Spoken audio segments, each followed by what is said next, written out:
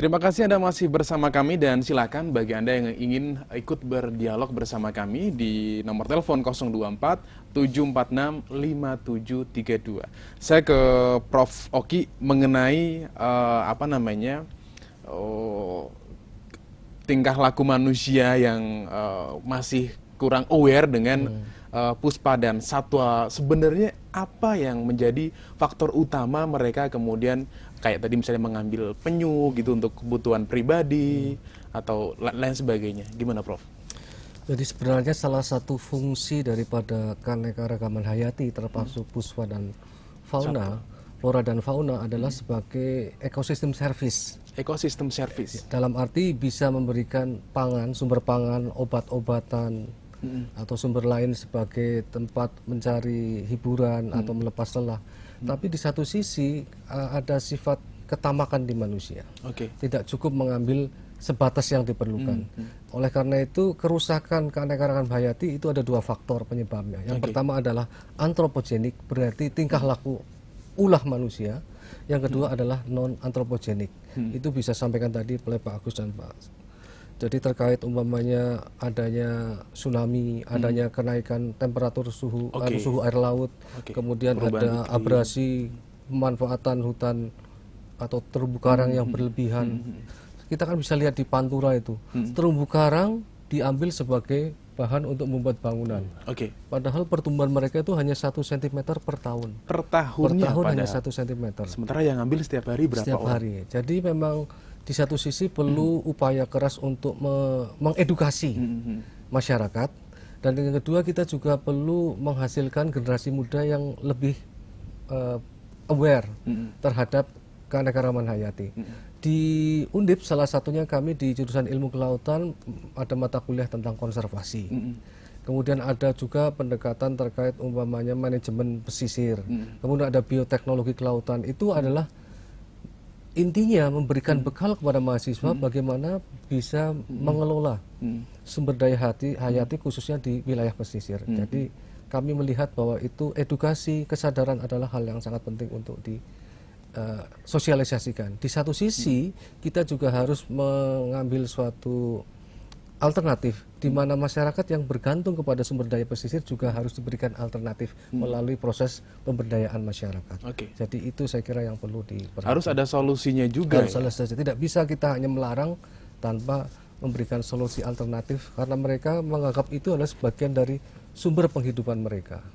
Kalau kita kemarin sempat dengar apa yang disampaikan oleh Ibu Susi Pujiastuti, Menteri Perikanan dan Kelautan, mengatakan bahwa Indonesia terdiri dari 70% laut. Gitu ya. Kekayaan alam yang sangat berlimpah itu ada di laut. Begitu ya.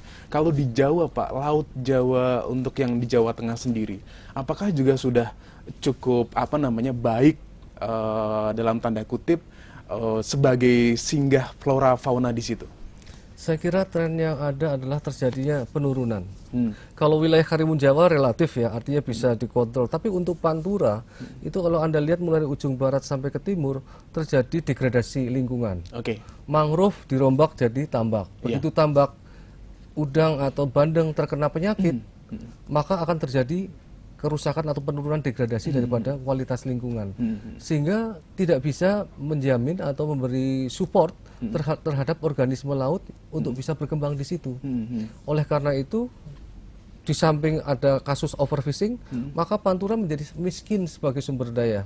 Oleh karena itu, nelayan katakanlah tidak bisa lagi bergantung kepada sumber daya lokal. Mereka harus pergi lebih jauh ke tengah laut katakanlah untuk mendapatkan ikan, di mana dulu cukup hanya berlayar 1 atau 2 mil mereka bisa mendapatkan. Jadi saya melihat bahwa tren degradasi lingkungan juga akan berakibat pada degradasi atau kehilangan sumber daya hayati genetik. Itu artinya kemudian apa yang harus dilakukan baik pemerintah ataupun masyarakat sendiri, terutama mungkin masyarakat yang ada di daerah pesisir? Ya, dari aspek pemerintah saya memandang bahwa harus ada ketegasan dan law enforcement, penegakan hukum itu harus. Kemudian untuk masyarakat kita tidak bisa membiarkan masyarakat bergerak untuk menyelamatkan dirinya sendiri. Pemerintah harus melakukan upaya-upaya pemberdayaan. Dan itu kan bisa dilakukan dengan berbagai cara, umpamanya program pemerintah pengentasan kemiskinan, atau memanfaatkan program bina lingkungan dari BUMN, atau menggunakan CSR ya, social responsibility dari perusahaan, CSR. yang sekarang seperti Jarum mereka menanam di sepanjang jalan, sudah saatnya dialihkan ke penanaman mangrove umpamanya di Pantura seperti itu. Ya, kalau dari Pak Agus Srianto sendiri, sebenarnya apa itu Pak penyebab terjadinya kerusakan lingkungan yang tadi mungkin sudah disampaikan oleh Prof. Oki, ada tambahan, mungkin pandangan dari pemerintah seperti apa? Memang yang penyebab yang utama ini adalah begitu cepatnya pertumbuhan penduduk. Oke, itu juga salah satu faktor penting itu bukan salah satu, faktor yang utama. Faktor yang utama. Karena apa? Seperti kayak dunia ini sudah hampir 8 miliar. Jawa Tengah 35 juta misalkan kan. Nah ini semuanya perlu pangan, perlu sandang, perlu papan. Pangan harus ada alih fungsi lahan, harus ada industri pangan. Sandang juga ada industri tekstil yang mencemar lingkungan, pencemaran. Kemudian papan juga ada pembakaran hutan, ada kerusakan hutan. Semuanya akan menyebabkan keanekaragaman hayati akan semakin punah. Seperti tadi yang disampaikan bahwa kupu-kupu itu adalah Indonesia itu nomor 1 keanekaragaman. Tetapi mungkin dengan kebakaran hutan semua kupu-kupu itu akan mati saat telur-telurnya. Nah, sampai ke telur-telur. Makanya dengan demikian maka adanya pencemaran, misalkan pencemaran limbah Bengawan Solo. Ya. Pada waktu saya kecil Bengawan Solo itu banyak ikannya. Hidup saya kebetulan dilahirkan di pesisir Bengawan Solo. Ada lele, ada keperean, garingan, ada tage. Sekarang jangankan ikan-ikan itu tidak ada semua. Adanya ikan sapu-sapu itu aja. Jadi itulah bahwa dengan pertumbuhan penduduk ini akan mengancam kebutuhan itu. Termasuk telurnya penyu tadi pun dimakan. Seharusnya apa yang dilakukan oleh masyarakat sendiri dan juga mungkin dari pemerintah juga? Oleh karena itu memang perlu ada suatu regulasi law enforcement tadi. Memang harus ada penegakan hukum yang betul-betul diketatkan. Kadang-kala kita juga repot juga di lapangan tuh. Ini mau diketati, tapi di belakangnya ada ribuan tenaga kerja. Nah, gitu. Jadi dilema ya Pak ya. Memang begitu. Tapi walaupun gimana, kita tetap ada rambu-rambu untuk supaya shock terapi itu dibela itu ada. Seperti misalkan adanya proper. Kalau nanti dia mencemari lingkungan, misalkan dia bypass limbahnya ke Bengawan Solo misalkan, itu bisa dikenakan dengan propernya hitam. Nah kalau hitam tuh ekspor sudah nggak bisa tuh. Mungkin bank pun nggak bisa cair. Nah, oleh karena itu itulah yang langkah-langkah itu memang perlu. Masyarakat juga harus sadar ya. Bahkan kemarin terakhir juga di Jepara Pak, seorang perangkat desa, paling tidak pejabat di tingkat desa, itu terlibat dalam aksi illegal logging atau pembalakan liar. Ini yang cukup memprihatinkan juga gitu ya. Oke, kita akan break dulu dan jangan kemana-mana, kita masih akan terus berbicara mengenai Hari Cinta Puspa dan Satwa Nasional 2014. Terima kasih, tetaplah bersama kami.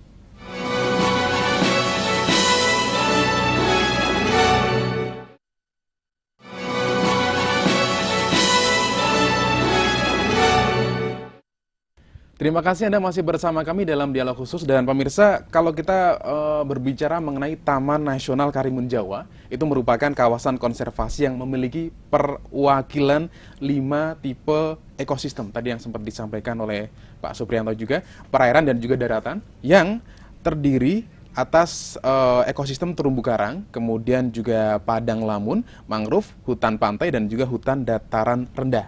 Ya Pak ya, kawasan Taman Nasional Karimun Jawa juga merupakan habitat berbagai jenis fauna yang diantaranya adalah penyu hijau dan juga penyu sisik.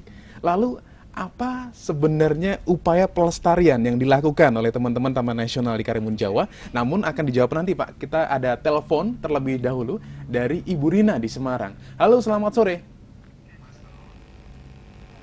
Halo. Halo, selamat sore, Pro TV. Ya, Ibu Rina bisa dikencangkan suaranya? Halo. Ya, silakan Ibu. Ya, ini aja saya cuma pengen tahu juga sih sebenarnya kan masyarakat awam ya, dan kalau boleh tahu sebenarnya untuk kita tahu nih sebagai masyarakat awam hewan-hewan yang satwa-satwa yang termasuk di Indonesia yang seperti apa sih gitu, maksudnya ada nggak sih sosialisasi dari pemerintah, karena kan ya kita nggak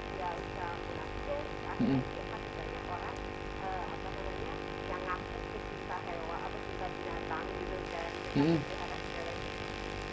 hewan gitu. Oke. Kadang bisa sendiri sebagai tetangga mungkin sebenarnya hewan memang hewan piaraan atau hewan dilindungi pemerintah nih. Ya. Gitu. Nah, biar kita tahu sebenarnya hewan-hewan yang dilindungi itu seperti apa. Ya. Oke, terima kasih Bu Rina. Fauna suaranya agak kecil dan apa namanya bisik-bisik tadi, cuman bisa ditangkap Pak Supriyanto ya. Iya. Sekarang ini masyarakat banyak yang suka pelihara hewan gitu. Iya, kadang ada pelihara hewan-hewan yang apa namanya yang unik gitu, yang tidak biasa gitu-gitu. Iya. Kemudian apa namanya hewan-hewan yang dilindungi oleh pemerintah apa supaya mereka juga tahu bahwa ini hewan dilindungi oleh pemerintah, terancam punah dan tidak bisa dipelihara. Silakan Pak. Ada beberapa jenis satwa yang dilindungi. Itu dilindungi berdasarkan Undang-Undang Nomor 5 tahun 90 tentang konservasi sumber daya alam hayati dan ekosistemnya. Kemudian ditindaklanjuti dengan PP 7 tentang pengawetan jenis tumbuhan satwa liar di situ. Itu ada jenis burung. Jenis burung itu yang dilindungi di seluruh Indonesia, hampir 300 lebih jenis. Kemudian ada juga mamalia, beberapa puluh jenis juga. Kemudian ada reptil, kemudian ada insek dan sebagainya. Itu sudah tercantum di dalam Peraturan Pemerintah Nomor 7 Tahun 99 tentang pengawetan tumbuhan dan satwa liar di situ. Nah, bukan berarti bahwa satwa liar dilindungi itu tidak boleh dimanfaatkan. Itu boleh. Boleh. Tentunya ada izin yang berwenang. Nah, dalam hal ini yang untuk di luar Taman Nasional itu ada namanya Balai Konservasi Sumber Daya Alam di Jawa Tengah. Ada. Misalkan mau memelihara burung kakak tua misalkan, itu boleh. Yang penting ada izin dari Dirjen BHKA. Dijual pun boleh, tapi cucunya. Setelah ada izin ditangkarkan, nah, kemudian F2 cucunya bisa diperjualbelikan. Nah, itu namanya pemanfaatan yang berkelanjutan. Nah, itu yang disebut itu ya. Itu sudah jelas mungkin di PP 7 mungkin Ibu bisa menghubungi Balai Konservasi Sumber Daya Alam di Jawa Tengah. Di situ termasuk gambar-gambarnya, foto-fotonya itu lengkap. Baik itu mamalia, baik itu aves, reptil, insekta dan sebagainya. Itu lengkap sekali di situ. Termasuk proses-proses perizinannya. Jadi boleh dipelihara, ya, yang jelas ada izin. Ada izinnya. Izinnya nggak susah ya Pak ya? Ya kalau rusa, kijang cukup dari kepala BKSDA Jawa Tengah. Tapi kalau yang lain ya, misalkan jenis-jenis yang lain, nah rekomendasi dari BKSDA mungkin harus ke Jakarta. Gitu ya. Gitu. Kalau kembali ke pertanyaan tadi saya, upaya pelestarian untuk habitat penyu sisik dan juga penyu hijau juga di sana gitu di Karimun Jawa. Apa yang dilakukan teman-teman Nasional Karimun Jawa, Pak? Jadi begini, Balai Taman Nasional Karimun Jawa di lapangan kita mempunyai 2 seksi, seksi Kemujan dan seksi di Karimun Jawa. Masing-masing kepala seksi mempunyai 2 kepala resort, dan masing-masing resort itu ada 9 anggota. Jadi kurang lebih hanya 43 orang lah yang menjaga di sana, yang di Taman Nasional Karimun Jawa. Di samping ada masyarakat mitra POHUT ya, MP, dan juga kita juga ada teman-teman pemandu, ya itu banyak juga. Tentunya ada beberapa pendekatan yang kita lakukan. Yang pertama adalah pendekatan preemptif. Sosialisasi terhadap peraturan perundang-undangan, termasuk penyu. Itu. Nah, termasuk satwa dilindungi. Kenapa dilindungi? Untuk menjaga keseimbangan, apa yang disampaikan oleh Bapak tadi, menjaga keseimbangan supaya tidak punah. Ya. Kemudian terus kita mensosialisasi terhadap peraturan perundang-undangan tentang konservasi, termasuk penyu tadi. Kemudian yang kedua adalah pendekatan preventif, penjagaan. Nah, teman-teman 24 jam itu. Ada yang di resort Pulau Nyamuk, ada teman-teman di sana dari Karimun sekitar kalau speed 1 jam, kalau yang perahu klotok ya 2-3 jam. Ada di sana teman-teman. Ada di sana. Ada yang Pulau Parang juga, hampir 1 jam 2 jam dari Karimun ya. Ada di Karimun sendiri ada juga. Jadi 24 jam teman-teman melakukan penjagaan. Ini adalah tindakan preventif kita, penjagaan ya. Penjagaan. Kemudian kita juga terus melakukan pendekatan ketiga, ada persuasif, pembinaan terus ke masyarakat ya. Ini jangan, nggak boleh, ini ya gitu. Tentunya melalui upaya-upaya itu, upaya-upaya diantaranya kita coba kalau yang berkaitan dengan wisata alam, kita ada pembinaan interpreter, pemandu wisata. Kita latih sebagai pemandu wisata, ya. Contohnya beberapa waktu yang lalu kita melakukan itu supaya meningkatkan keterampilan teman-teman pemandu, sehingga apa itu wisatawan semakin betah, semakin kerasan, semakin banyak juga, semakin baik. Semakin gitu. Baik. Yang terakhir kalau sudah itu upaya-upaya itu apa yang disampaikan oleh Pak Profesor Oki juga Pak Agus, harus ada represif memang. Itu jalan terakhir. Itu jalan terakhir yang dilakukan. Dan kemudian yang terakhir adalah tentunya juga kita melakukan pendekatan kesejahteraan. Bagaimanapun kita tidak bisa hanya melarang, tapi ada upaya-upaya. Ada solusinya. Ada solusi. Sehingga misalkan mulai kegiatan-kegiatan wisata alam, gitu kan? Bagaimana penyu tidak dipotong. Bisa untuk wisata alam. Untuk wisata alam. Itu yang dilakukan teman-teman di Taman Nasional Karimun Jawa. Nanti saya mau tanya ke Prof. Oki juga kabarnya setiap tahun juga berkunjung ke Karimun Jawa, melihat kondisi Karimun Jawa, upaya pelestarian juga sudah dilakukan, apakah juga sudah cukup sesuai? Namun dijawab setelah pariwara berikut ini.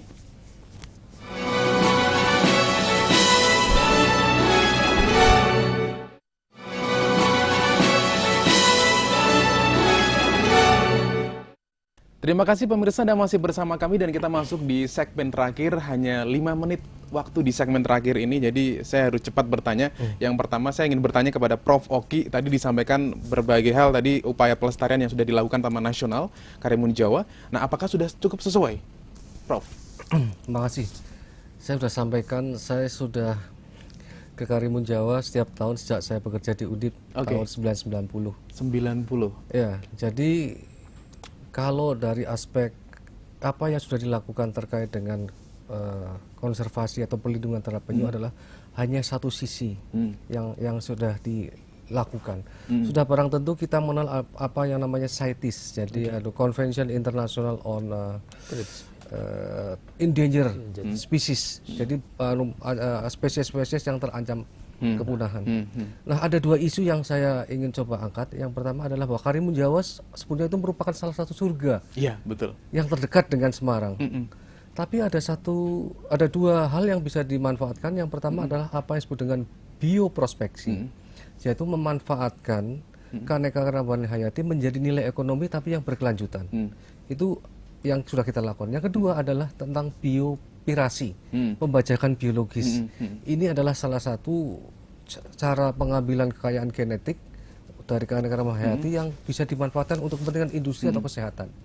Jadi menurut saya selain puspa dan fauna, kita perlu juga menggali juga tentang keanekaragaman hayati mikroba di Karimun Jawa. Mikroba, baik itu jamur, bakteri, itu mereka punya potensi untuk dimanfaatkan secara ekonomi bagi kepentingan kita. Jadi mungkin ke depan Pak Agus tidak hanya puspa dan satwa, tapi juga bahkan sekarang sudah ada undang-undang mikrobanya ya? Itu tahun 2013 itu tentang protokol Nagoya. Ya betul. Itu ada keseimbangan. Ada keseimbangan. Pembagian keuntungan. Jadi saya melihat bahwa ke depan itu harus diperkuat, tidak hanya puspa dan satwa saja. Karena memang benar tadi dikatakan oleh Prof. Oki juga surganya dunia yang dekat dengan Semarang, Karimun Jawa. Ada kepala Taman Nasionalnya di sini. Mungkin bisa disampaikan juga kepada masyarakat mungkin yang belum ke Karimun Jawa, atau mungkin di sana ada apa lagi Pak selain bisa untuk habitat penyu, juga katanya juga ada trekking taman mangrove atau seperti apa? Iya. Ada ekosistem mangrove di situ. Ada 26 jenis lebih gitu mangrove. Mangrove kita ketahui sangat tinggi sekali manfaatnya, di samping tentunya untuk habitat burung dan juga ikan dan juga kepiting dan juga biota laut yang lain. Di situ kita bangun trekking sepanjang 1,37 km itu. Untuk juga pengamatan, ada menara pengamatnya juga, ya. Itu untuk pengamati, ada burung-burung migran di situ, dan juga tentunya untuk upaya-upaya selain rekreasi wisata, untuk pendidikan juga, penelitian juga. Karena ternyata mangrove juga buahnya itu bisa dimakan juga, bisa dikonsumsi untuk snack ternyata, untuk snack yang jenis Soneratia dan sebagainya itu. Nah, itu cukup menarik. Bermanfaat sekali ya. Terakhir saya ingin tanya ke Bapak Agus Srianto ya, terkait dengan Hari Cinta Puspa dan Satwa Nasional ini. Ada puncak acaranya besok tanggal 5 itu di Jepara, di Gua Manik ya, tadi disampaikan. Ada rangkaian kegiatannya nggak sih Pak? Ya, ini kegiatannya banyak sekali. Bahkan event ini kita buat untuk melibatkan masyarakat banyak. Yang pertama kita ada melibatkan anak-anak sekolah dengan lomba melukis. Kemudian juga ada karya ilmiah gitu yang dilaksanakan oleh Undip. Kemudian juga ada penanaman mangrove. Penanam mangrove ini kita memperdayakan semua, menghimpun kekuatan dari kehutanan, dari perikanan, dari Dispun, dari BLA sendiri. Ini besok kita tanam 20.000 mangrove. 20.000 mangrove. Ya, kemudian juga di samping itu ada kegiatan massal, yaitu cabut paku di pohon. Cabut paku di pohon. Ya, karena habis Pilpres ini kan banyak. Makanya tanaman pun juga merintih sedih kalau dia dipaku itu. Bener, nangis Pak. Kemudian juga yang menarik di saat ada Hari Cinta Puspa Nasional ini, di Jawa Tengah itu lahirlah harimau benggala. Yang di kebun binatang Mangkang itu. Iya, betul. Nah, itu kebetulan lahir 3 itu. Itu sedang ngapit pancuran. Laki, perempuan, laki. Gitu. Nah, makanya ditandai dengan itu. Dan makanya banyak kegiatan yang kita lakukan ini supaya masyarakat ini melek terhadap lingkungan. Lingkungan perlu dilestarikan. Perlu dilestarikan karena supaya nanti untuk anak cucu kita gitu, supaya bisa merasakan flora dan fauna tidak punah begitu ya. Dan terima kasih pemirsa atas perhatiannya untuk kurang lebih 1 jam ini. Juga saya mengucapkan terima kasih kepada Pak Suprianto, Kepala Balai Taman Nasional Karimun Jawa, kemudian Pak Agus Srianto, Kepala Badan Lingkungan Hidup Provinsi Jawa Tengah, dan juga pakar kelautan dari Undip, Prof. Oki Karna Rajasa PhD. Dan terakhir pesan saya, mari kita tingkatkan kepedulian terhadap satwa dan puspa dan juga satwa nasional. Salam lestari. Saya Rahman Pratama undur diri. Terima kasih dan sampai jumpa.